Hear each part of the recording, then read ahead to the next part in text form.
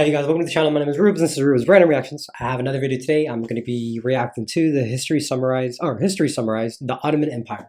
Again, I don't know much about the Ottoman Empire. I don't know much about a lot of things, as you could see, but vaguely here and there, Ottoman Empire. I'll probably know. I know, it used to be Constantinople, eventually turned into Istanbul. I think is that the Ottoman Empire? Turkish? I don't know. I guess we'll see. So let's get going. Yes, the Ottoman Empire, a land of proud history, unique furniture, and criminally underappreciated Assassin's Creed sequels. Between its rise in the 1300s and its dissolution after the First World War, the Ottomans have been around for a good long while, and they spanned a lot of the Mediterranean in the interim. Early modern Europeans referred to them as the sick man of Europe as a polite way of saying just die already, but as we'll see, that lasting portrayal of weakness and seemingly perpetual decline really misses the point. So, to find out what makes the Ottomans more than just a sick man, let's do some history. Early Ottoman history is notoriously murky because they didn't do a lot of writing until they stopped moving their capital every 30 years and properly settled down. But it all started with this one guy named Osman, who had a very apocryphal but nonetheless interesting dream of a tree growing out of him and covering the entire world in its shade, which is some pretty hardcore foreshadowing. See, Osman was the leader of a small Anatolian tribe left in the messy post-Mongol power vacuum, and as far as his descendants are concerned, their empire started with him, which is why we call it Osmanlı or Ottoman.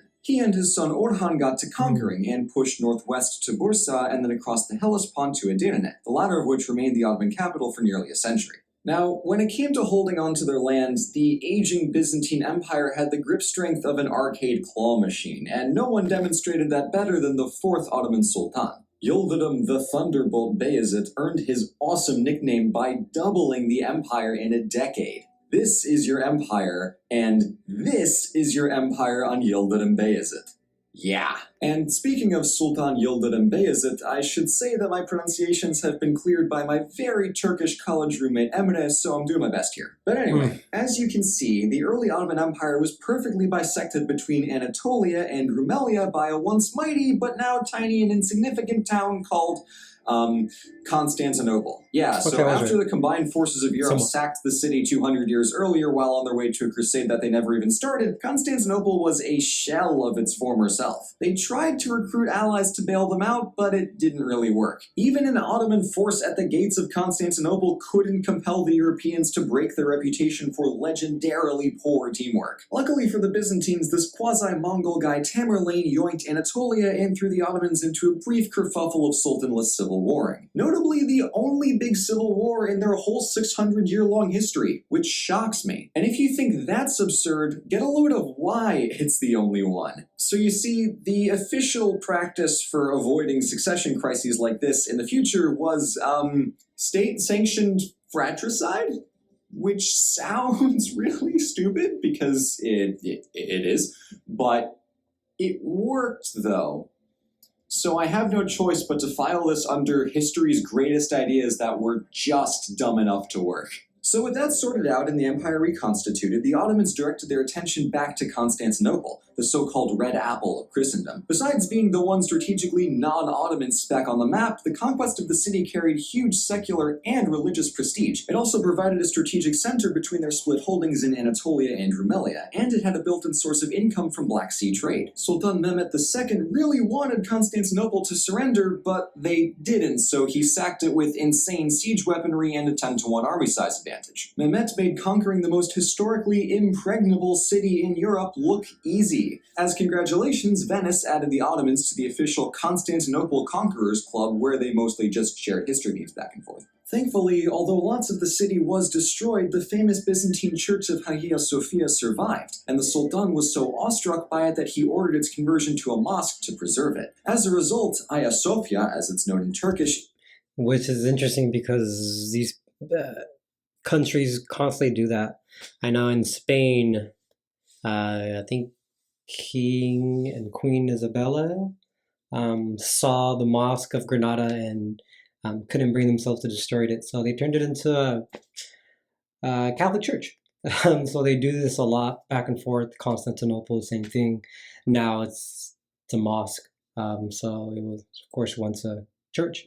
But yeah, that's funny how they just, slap a cross on there, or they slap, a crescent moon and star on there, and they call it theirs. Standing today. The Ottomans may have been conquerors, but they were keenly aware of the historical legacies they were inheriting along with the city of Constantinople. And speaking of Istanbul, let's clear up those names. Constantinople, before and after the conquest, was known to the Ottomans as Constantiniye, which likewise means City of Constantine in Arabic. And its state is that for most of the empire. Unofficially, people called it the city, and Greek phrases about being in or going to the city, translated as Stinboli, turned into what we now know as Istanbul. For convenience, I'll be referring to it as Istanbul from here on out, even though that wasn't really its official name until the 1920s. With Istanbul incorporated, Mehmet the Conqueror lived up to his name by pushing out in all directions, even getting the Ottomans a foothold on Crimea in addition to their Aegean and Anatolian holdings. They quickly figured out that the Europeans weren't... This is a good video, no, but I feel like there's a lot being left out. It's kind of hard to kind of keep up because he's naming all these things that he's not really leading up to them. He's just kind of assuming that we know already. Seeing as somebody like me who don't know too much about it, it's kind of hard to keep up with it, but I'm trying my best. Is tied to their religious fervor as they claimed, and were much more interested in fighting each other. So the Ottomans played enemies against each other and conquered peacewise, unmet by any wall of pan-European defense. And they got themselves a really nice domain out of it. Between their natural resources and control over key trading routes, they had a doubly advantageous position for most of their history. At this point, their biggest rival was the Republic of Venice, who held strategic trading posts across the Mediterranean, like Cyprus and Crete, in part thanks to their massive navy. But at the same time, Venice was also the Ottomans' closest trading partners, so when they weren't squabbling over islands, they were making each other fabulously rich. It was a fruitful, if tense relationship, and it happened in large part because of the Ottoman geography and both parties' willingness to cooperate across religious lines. It's largely due to this partnership that we ever got the Renaissance, as trade brought back classical Greek and Roman works preserved by Muslim scholars, in addition to the piles of cash that funded new artworks in Italy. Mehmet II loved his classics and thought of himself as a New Age Alexander, but truth be told, he wasn't all that far off in terms of lasting historical significance. And I'm talking a lot about the sultans here because the Ottoman government was pretty dependent on their head honcho being, an empire. Aside from local governments, most administration relied solidly on the Sultan and his small army of viziers and bureaucrats. Speaking of armies, he also had a notoriously badass personal guard called the Janissaries, who were supposed to serve the Sultan at all times, but in the long run they had a suspicious amount of input into who did and did not become the next Sultan. That was a problem the Ottomans never quite solved. Sultan Bayezid II didn't do much in comparison to his old man Mehmet, but then Selim I shows up and boom, he conquers Egypt and Syria in no time flat. You can imagine the collective ooh that the Europeans were making in the news of that one. And this was a big deal because with the Egyptian Mamluk Sultanate defeated and the entire Eastern Mediterranean under their belt, no one could go east or west without crossing the Ottomans. But there was another option, south, and this is where their actual biggest trading rival shows up. Portugal. Situated on the opposite end of the Mediterranean, the Portuguese figured out how to get access to the Indian Ocean by sailing around Africa. Since the Ottomans had control of the Red Sea and the Persian Gulf, they had a similarly advantageous route to key markets. They tried digging a Suez Canal in the later 1500s, but they didn't have the right technology for it, so oh well. Also, the back and forth between the Ottomans and Venice was still going on, but it settled down when the sultans found much, much bigger fish to fry. The Ottomans also had beef with the Safavid Persians to the east, but that's not the biggest deal in the long run. And speaking of enemies who didn't put up much of a fight, the Pope called for a crusade when the Ottomans took the Holy Land, but come on, this is medieval Europe. Of course nothing happened. But then Selim dies, and it's Suleiman time, baby! So, let me take a minute to explain my excitedness at this, because this is honestly pretty exciting. Suleiman the Magnificent, aka the Lawgiver, I thought we had big hats, like sombreros and stuff, but damn!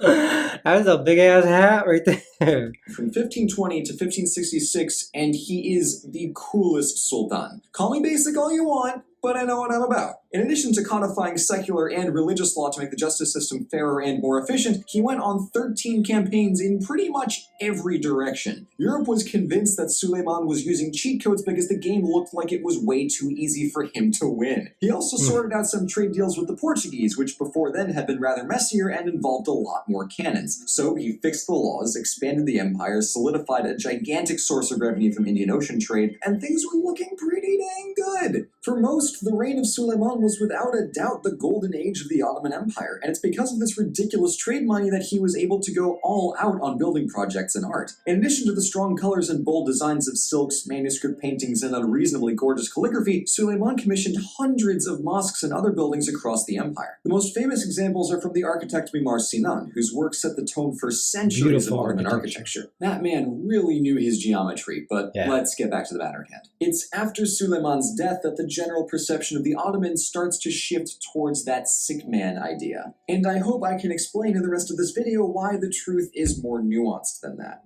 The big obvious moment that people point to of, oh, hey, look, now they're really in decline is the Battle of Lepanto, where the combined forces of Venice, Spain, Genoa, and the Pope banded together in literally the only instance of substantive European cooperation in the entire Renaissance. But they succeeded in stopping the Ottomans from pushing any further westward. The battle was a loss for the Ottoman navy, but since the European alliance promptly fell apart the second the battle ended, there was no follow-up, and the Ottomans happily kept everything that they had already. Honestly, not a terrible outcome. Although this famous battle signifies a broad end to Ottoman conquest, I think it's short-sighted to say that it signaled the empire's decline. After Lepanto, they still had their trade networks, they still had their government, they were still producing beautiful art, and they happily held on to lots of their territory without any threat of civil war. They had some rebellions, some client kingdoms came and went here and there was some business with Vienna that didn't go anywhere, but aside from a few fuzzy frontiers, the Mediterranean core of the empire was very stable for another 2.5 centuries after the Golden Age. Modern scholars have started filing this period under stagnation, but I feel like even that has a negative connotation. I personally prefer to describe the Ottoman Empire as chilling in the 1516 and 1700s, and I honestly don't think there's anything wrong with that. I kind of feel like I'm on a body image campaign, like stop stigmatizing empires, they come in all shapes and sizes, but they do! Yeah. And this is a really good example of that.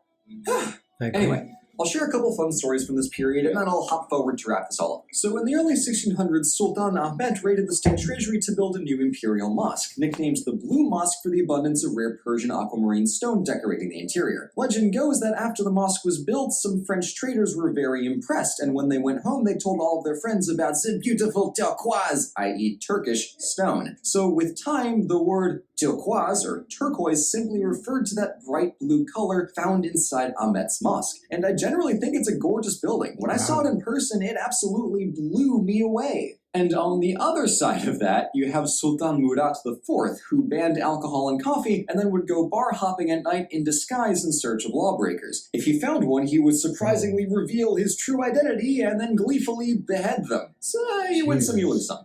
Also, some pirates of his captured Iceland for a hot minute, which is like 17 different layers of confusing. But again, I'm jumping ahead because the 1700s are mostly just Russia and Austria flexing their muscles and pushing down on the northern Ottoman border, and Persia still poking around the eastern front every once in a while. But internally, things were still doing well overall. The problem was that a general apathy towards reform kept the Ottomans half a century behind the rest of Europe in terms of technology, scholarship, and military training. So it's the 1800s where their problems come to a head all at once and stuff actually starts going tangibly downhill for the Ottomans. You remember how earlier I was saying that it would have been really easy to stand up to the Ottomans if Europe properly teamed up? Yeah, so this is exactly when that happens, and unsurprisingly, it worked really well. The big threats this time around came from the West, as the Napoleonic Wars were spilling out all across Europe. France rolled through Egypt and Britain followed shortly behind, with the result being that Egypt became semi-independent, turning into a vassal state rather than a fully fledged Ottoman territory. After that, France, Russia, and England helped Greek revolutionaries gain independence, and then France yoinked Algeria in the confusion. Then, in 1878, another war with Russia saw 50% of the Balkans go poof, England officially swiped Egypt for themselves in 1882, and Italy colonized Libya in 1912, the same year that Serbia, Bulgaria, and Greece swept up the rest of the Balkans. At this point, it's really just a big European game of, hey, let's partition the Ottomans, woo! And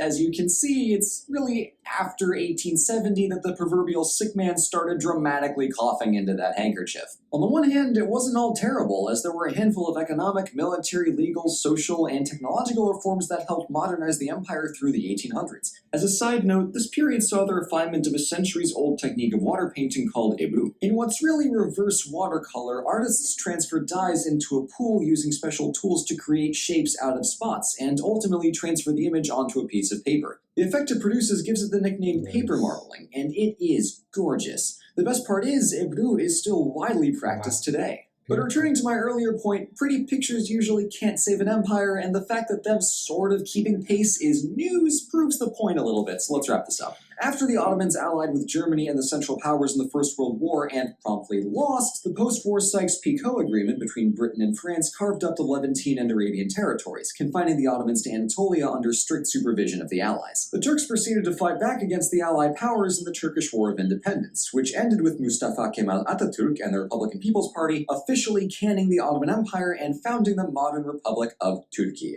And having fun with the Turkish word sumi. And that's the Ottoman Empire. It had a really long run, and I would say a pretty solid one at that. While it's a fascinating story in general, it's useful because it addresses how we see decline. The Ottomans had a rise, a peak which turned into a long plateau, and then a sharp fall at the very end. It's crucial to our understanding of history that we recognize the possibility of unconventional historical trajectories, like for instance how there can be a middle ground between golden age and horrible collapse. The Ottomans are a great example of how an empire with good geography and solid economics can spend over 2 centuries doing the impossible, sitting back and chilling out.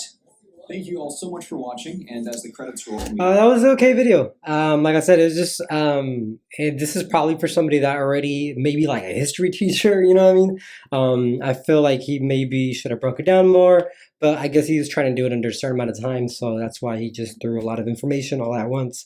But I vaguely got here and there. I'm definitely gonna have to do another video on the Ottoman Empire, maybe one that breaks it down a little bit more. It's okay even if it's a longer video, but I'll probably still end up doing it. But yeah, you guys, thank you guys. Don't forget to like and subscribe. Like I said, any support is definitely greatly appreciated and always welcomed over here. And thank you guys very much. You guys have a good one.